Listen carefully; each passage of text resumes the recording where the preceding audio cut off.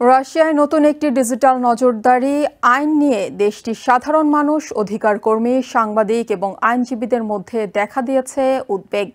এই আইন অনুযায়ী ইন্টারনেটে চরমপন্থী বিষয়বস্তু খুঁজলে জরিমানা হতে পারে। সমালোচকদের মতে এই আইনের চরমপন্থী কার্যকলাপ এবং সাধারণ অনুসন্ধানের মধ্যে স্পষ্ট কোনো পার্থক্য না থাকায় ভিন্নমত দমনে এর অপব্যবহারের আশঙ্কা রয়েছে। তবে ঠিক কিভাবে এই আইন কার্যকর করা হবে সে বিষয়ে পুতিন সরকার এখনো কিছু জানায়নি। রাশিয়ায় ইন্টারনেট ব্যবহারকারীদের উপর আরো কঠোর হচ্ছে পুতিন সরকার। বিচার বিষয়ক মন্ত্রণালয় যেসব বিষয়কে চরমপন্থী হিসেবে চিহ্নিত করেছে, ইন্টারনেটে সেগুলো সার্চ করলে এখন থেকে জরিমানা হতে পারে। আর এ ধরনের বিষয় হিসেবে রাশিয়ায় ৫,০০০-এর বেশি শব্দ চিহ্নিত করা হয়েছে। এছাড়াও ভিপিএন সংস্থাগুলো নিষিদ্ধ ওয়েবসাইটে প্রবেশের সেবা দেওয়া সংক্রান্ত বিজ্ঞাপন দিলে তাদের বিরুদ্ধেও শাস্তিমূলক ব্যবস্থা নেওয়া হবে। এরই মধ্যে এই সংক্রান্ত একটি আইনে সই করেছেন president Vladimir Putin.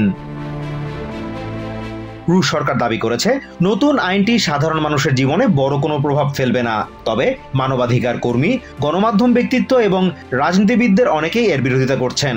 State দুমার deputy chair Vladislav দাভানকভও এই বিরোধিতাকারীদের মধ্যে একজন। আইনজীবীদের মতে তাড়াহুড়া করে বানানো এই আইনে চরমপন্থী কার্যকলাপ এবং সাংবাদিকদের অনুসন্ধান বা ভুল করে সার্চ ইঞ্জিনে কিছু খোঁজার মধ্যে কোনো পার্থক্য নেই। ভিন্নমত দমনে এই আইন ব্যবহার করা হতে পারে বলে আশঙ্কার কথা জানান ইউনিভার্সিটি অফ মস্কোর প্রফেসর স্তানিস্লাভ ভাইশক। পুতিন সরকার ম্যাক্স নামে একটি নতুন মেসেজিং অ্যাপ তৈরি করছে, যার মূল উদ্দেশ্য ইন্টারনেট ব্যবহারকারীদের উপর নজরদারি বাড়ানো।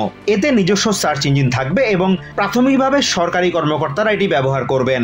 বিশ্লেষক স্তানিস্লাভ ভাইশকের মতে এই অ্যাপ চালু হলে হোয়াটসঅ্যাপ ও টেলিগ্রামের মতো জনপ্রিয় অ্যাপগুলো রাশিয়ায় বন্ধ হয়ে যেতে পারে।